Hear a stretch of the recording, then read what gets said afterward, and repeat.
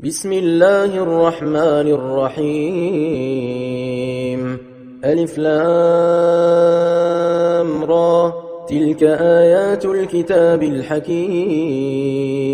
أكان للناس عجبا أن أوحينا إلى رجل منهم أن أنذر الناس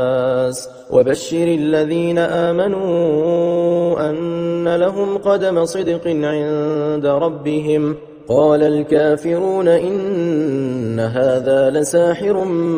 مبين إن ربكم الله الذي خلق السماوات والأرض في 6 أيام ثم استوى على العرش يدبر الأمر ما من شفيع إلا من بعد إذنه ذلكم الله ربكم فاعبدوه أفلا تذكرون إليه مرجعكم جميعا وعد الله حقا إنه يبدأ الخلق ثم يعيده ليجزي الذين آمنوا وعملوا الصالحات بالقسط والذين كفروا لهم شراب من حميم وعذاب أليم بما كانوا يكفرون هو الذي جعل الشمس ضياء والقمر نورا وقدره منازل لتعلموا عدد السنين والحساب ما خلق الله ذلك إلا بالحق يفصل الآيات لقوم يعلمون إن في اختلاف الليل والنهار وما خلق الله في السماوات والأرض لآيات لقوم يتقون إن الذين لا يرجون لقاءنا ورضوا بالحياة الدنيا واطمأنوا بها والذين هم عن آياتنا غافلون أولئك مأواهم النار بما كانوا يكسبون إن الذين آمنوا وعملوا الصالحات يهديهم ربهم بإيمانهم تجري من تحتهم الأنهار في جنات النعيم دعواهم فيها سبحانك اللهم وتحيتهم فيها سلام وآخر دعواهم أن الحمد لله رب العالمين ولو يعجل الله للناس الشر استعجالهم بالخير لقضي إليهم أجلهم فنذر الذين لا يرجون لقاءنا في طغيانهم يعمهون وإذا مس الإنسان الضر دعانا لجنبه أو قاعدا أو قائما فلما كشفنا عنه ضره مر كأن لم يدعنا إلى ضر مسه كذلك زين للمسرفين ما كانوا يعملون ولقد أهلكنا القرون من قبلكم لما ظلموا وجاءتهم رسلهم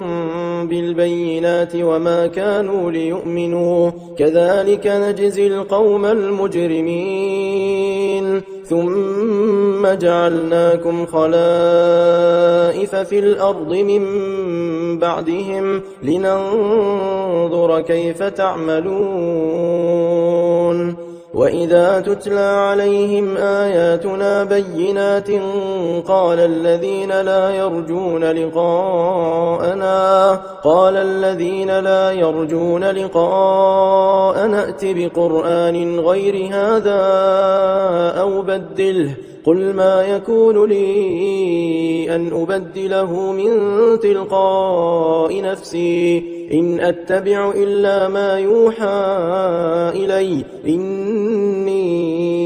إني أخاف إن عصيت ربي عذاب يوم عظيم قل لو شاء الله ما تلوته عليكم ولا أدراكم به فقد لبثت فيكم عمرا من قبله أفلا تعقلون فمن أظلم ممن افترى على الله كذبا أو كذب بآياته إنه لا يفلح المجرمون ويعبدون من دون الله ما لا يضرهم ولا ينفعهم ويقولون هؤلاء شفعاؤنا عند الله قل أتنبئون الله بما لا يعلم في السماوات ولا في الأرض سبحانه وتعالى عما يشركون وما كان الناس إلا أمة واحدة فاختلفوا ولولا كلمة سبقت من ربك لقضي بينهم فيما فيه يختلفون ويقولون لولا أنزل عليه آية من ربه فقل إنما الغيب لله فانتظروا إني معكم من المنتظرين وإذا أذقنا الناس رحمة من بعد ضراء مستهم إذا لهم مكر في آياتنا قل الله أسرع مكرا إن رسلنا يكتبون ما تمكرون هو الذي يسيركم في البر والبحر حتى إذا كنتم في الفلك وجرين بهم بريح طيبة وفرحوا بها جاءتها ريح عاصف وجاءهم الموج من كل مكان وظنوا أنهم أحيط بهم دعوا الله مخلصين له الدين لئن أنجيتنا من هذه لنكونن من الشاكرين فلما أنجاهم إذا هم يبغون في الأرض بغير الحق يا أيها الناس إنما بغيكم على أنفسكم متاع الحياة الدنيا ثم إلينا مرجعكم فننبئكم بما كنتم تعملون إنما مثل الحياة الدنيا كماء إن أنزلناه من السماء فاختلط به نبات الأرض مما يأكل الناس والأنعام حتى إذا أخذت الأرض زخرفها وزينت وظن أهلها أنهم قادرون عليها أتاها أمرنا ليلا أو نهارا فجعلناها حصيدا كأن لم تغن بالأمس كذلك نفصل الآيات لقوم يتفكرون والله يدعو إلى دار السلام ويهدي من يشاء إلى صراط مستقيم للذين أحسنوا الحسنى وزيادة ولا يرهق وجوههم قتر ولا ذلة أولئك أصحاب الجنة هم فيها خالدون والذين كسبوا السيئات جزاء سيئة بمثلها وترهقهم ذلة ما لهم من الله من عاصم كأنما أغشيت وجوههم قطعا من الليل مظلما أولئك أصحاب النار هم فيها خالدون ويوم نحشرهم جميعا ثم نقول للذين أشركوا مكانكم أنتم وشركاؤكم فزيلنا بينهم وقال شركاؤهم ما كنتم إيانا تعبدون فكفى بالله شهيدا بيننا وبينكم إن كنا عن عبادتكم لغافلين هنالك تبلو كل نفس ما أسلفت وردوا إلى الله مولاهم الحق وضل عنهم ما كانوا يفترون قل من يرزقكم من السماء والأرض أم من يملك السمع والأبصار ومن يخرج الحي من الميت ويخرج الميت من الحي ومن يدبر الأمر فسيقولون الله فقل أفلا تتقون فذلكم الله ربكم الحق فماذا بعد الحق إلا الضلال فأنى تصرفون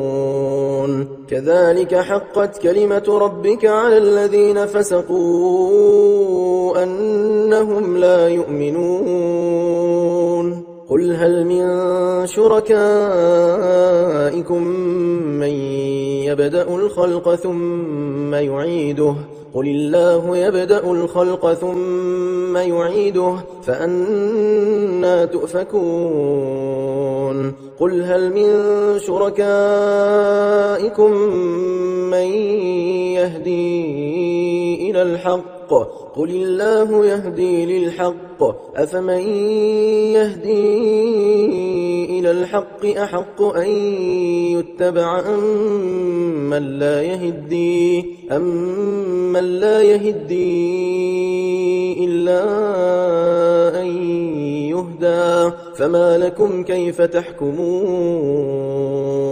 وما يتبع أكثرهم إلا ظنا إن الظن لا يغني من الحق شيئا إن الله عليم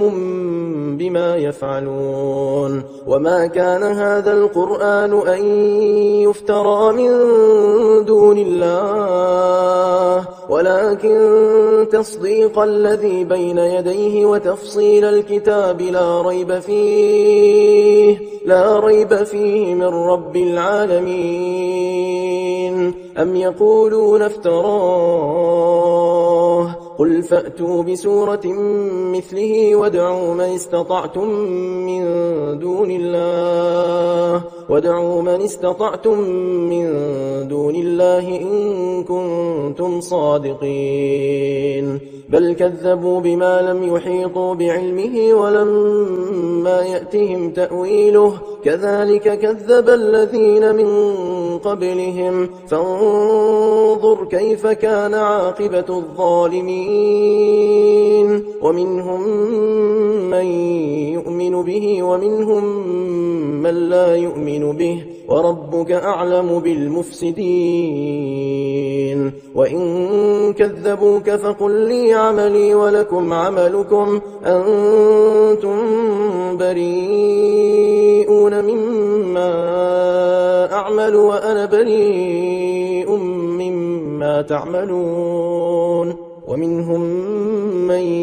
يستمعون إليك أفأنت تسمع الصم ولو كانوا لا يعقلون ومنهم من ينظر إليك أفأنت أنت تهدي العمي ولو كانوا لا يبصرون إن الله لا يظلم الناس شيئا ولكن الناس أنفسهم يظلمون ويوم يحشرهم كأن لم يلبثوا إلا ساعة من النهار يتعارفون بينهم قد خسر الذين كذبوا بلقاء الله وما كانوا مهتدين وإما نرينك بعض الذي نعدهم أو نتوفينك فإلينا مرجعهم ثم الله شهيد على ما يفعلون ولكل أمة رسول فإذا جاء رسولهم قضي بينهم بالقسط وهم لا يظلمون ويقولون متى هذا الوعد إن كنتم صادقين قل لا أملك لنفسي ضرا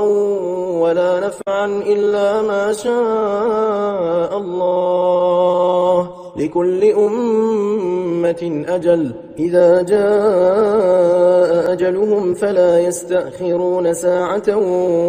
ولا يستقدمون قل أرأيتم إن أتاكم عذابه بياتا أو نهارا ماذا يستعجل منه المجرمون أثم إذا ما وقع آمنتم به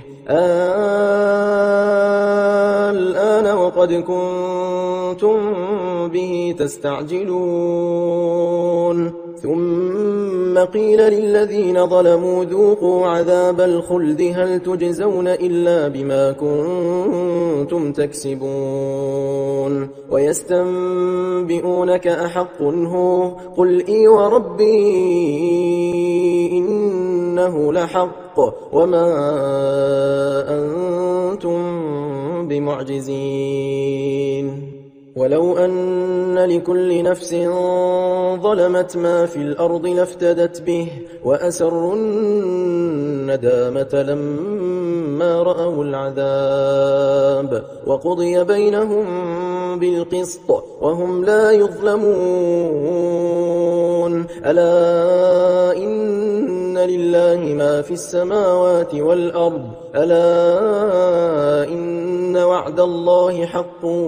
ولكن أكثرهم لا يعلمون هو يحيي ويميت وإليه ترجعون يا أيها الناس قد جاءتكم موعظة من ربكم وشفاء لما في الصدور وهدى ورحمة للمؤمنين قل بفضل الله وبرحمته فبذلك فليفرحوا هو خير مما يجمعون قل أرأيتم ما أنزل الله لكم من رزق فجعلتم منه حراما وحلالا قل الله أذن لكم أم على الله تفترون وما ظن الذين يفترون على الله الكذب يوم القيامة إن الله لذو فضل على الناس ولكن أكثرهم لا يشكرون وما تكون في شأن وما تتلو منه من قرآن ولا تعملون من عمل إلا كنا عليكم شهودا إذ تفيضون فيه وما يعزب عن ربك من مثقال ذرة في الأرض ولا في السماء ولا أصغر من ذلك ولا أكبر إلا في كتاب مبين ألا إن أولياء الله لا خوف عليهم ولا هم يحزنون الذين آمنوا وكانوا يتقون لهم البشرى في الحياة الدنيا وفي الآخرة لا تبديل لكلمات الله ذلك هو الفوز العظيم ولا يحزنك قولهم إن العزة لله جميعا هو السميع العليم ألا إن لله من في السماوات ومن في الأرض وما يتبع الذين يدعون من دون الله شركاء إن يتبعون إلا الظن وإن هم إلا يخرصون هو الذي جعل لكم الليل لتسكنوا فيه والنهار مبصرا إن في ذلك لآيات لقوم يسمعون قالوا اتخذ الله ولدا سبحانه هو الغني له ما في السماوات وما في الأرض إن عندكم من سلطان بهذا أتقولون على الله ما لا تعلمون قل إن الذين يفترون على الله الكذب لا يفلحون متاع في الدنيا ثم إلينا مرجعهم ثم نذيقهم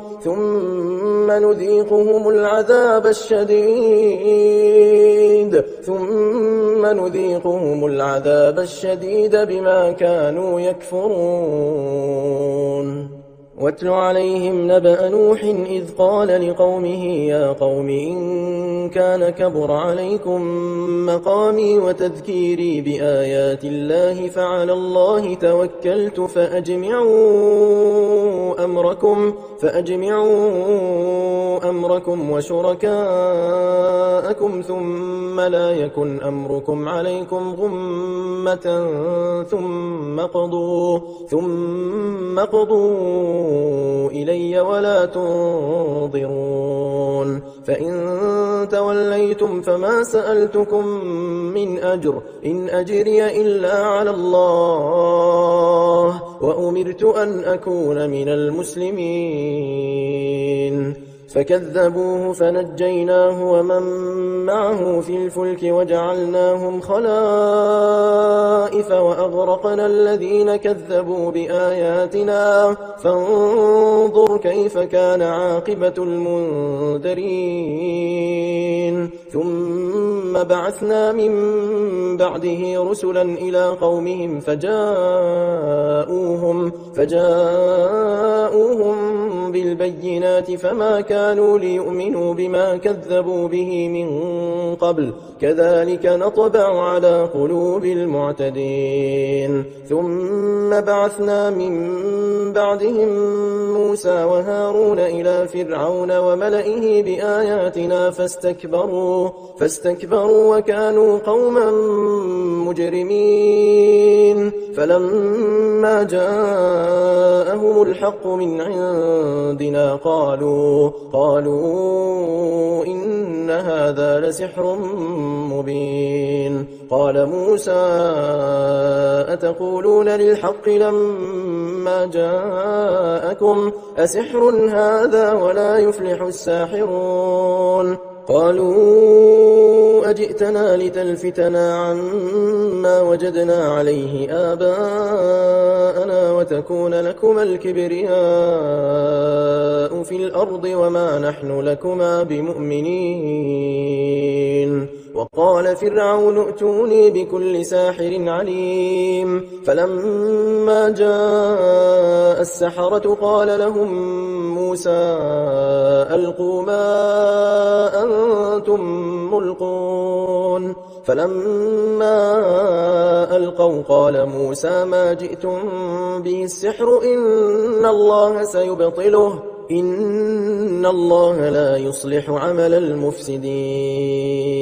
ويحق الله الحق بكلماته ولو كره المجرمون فما آمن لموسى إلا ذرية من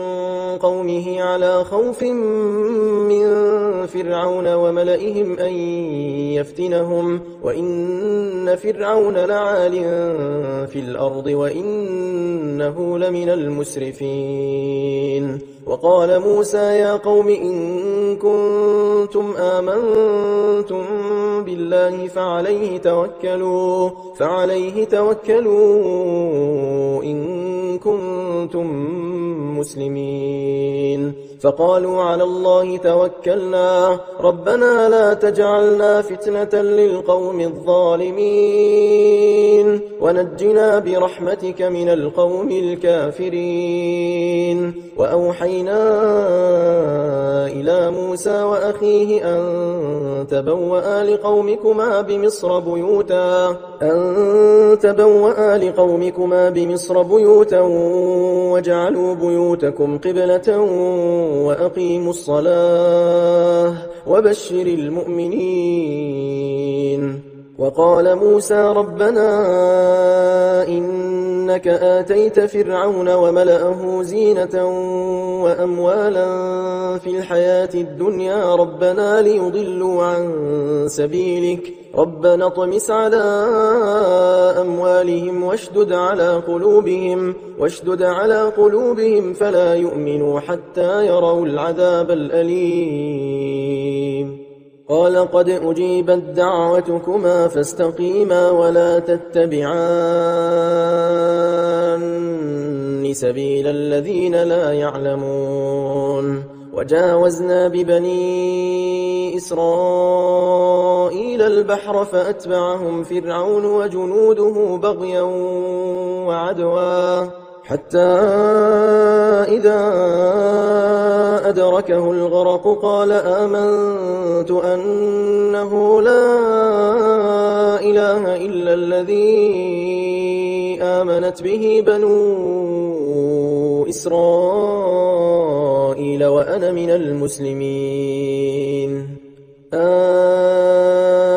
الآن وقد عصيت قبل وكنت من المفسدين. فاليوم ننجيك ببدنك لتكون لمن خلفك آية وإن كثيرا من الناس عن آياتنا لغافلون. ولقد بوأنا بني إسرائيل مبوأ صدق ورزقناهم من الطيبات فما اختلفوا حتى جاءهم العلم إن ربك يقضي بينهم يوم القيامة فيما كانوا فيه يختلفون. فإن كنت في شك مما أنزلنا إليك فاسأل الذين يقرؤون الكتاب من قبلك لقد جاءك الحق من ربك فلا تكونن من الممترين ولا تكونن من الذين كذبوا بآيات الله فتكون من الخاسرين. إن الذين حقت عليهم كلمة ربك لا يؤمنون ولو جاءتهم كل آية حتى يروا العذاب الأليم. فلولا كانت قرية آمنت فنفعها إيمانها إلا قوم يونس لما آمنوا كشفنا عنهم عذاب الخزي في الحياة الدنيا ومتعناهم إلى حين. ولو شاء ربك لآمن من في الأرض كلهم جميعا أفأنت تكره الناس حتى يكونوا مؤمنين وما كان لنفس أن تؤمن إلا بإذن الله ويجعل الرجس على الذين لا يعقلون. قل انظروا ماذا في السماوات والأرض وما تغني الآيات والنذر عن قوم لا يؤمنون فهل ينتظرون إلا مثل أيام الذين خلوا من قبلهم قل فانتظروا إني معكم من المنتظرين ثم ننجي رسلنا والذين آمنوا كذلك حقا علينا ننجي المؤمنين قل يا أيها الناس إن كنتم في شك من ديني فلا أعبد الذين تعبدون من دون الله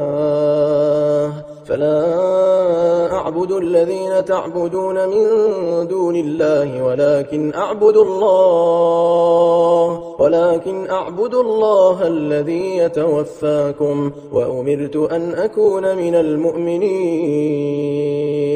وأن أقم وجهك للدين حنيفا ولا تكونن من المشركين ولا تدع من دون الله ما لا ينفعك ولا يضرك فإن فعلت فإنك إذا من الظالمين وإن يمسسك الله بضر فلا كاشف له إلا هو وإن يردك بخير فلا راد لفضله يصيب به من يشاء من عباده وهو الغفور الرحيم قل يا أيها الناس قد جاءكم الحق من ربكم فمن اهتدى فإنما يهتدي لنفسه ومن ضل فإنما يضل عليها وما أنا عليكم بوكيل واتبع ما يوحى إليك واصبر حتى يحكم الله وهو خير الحاكمين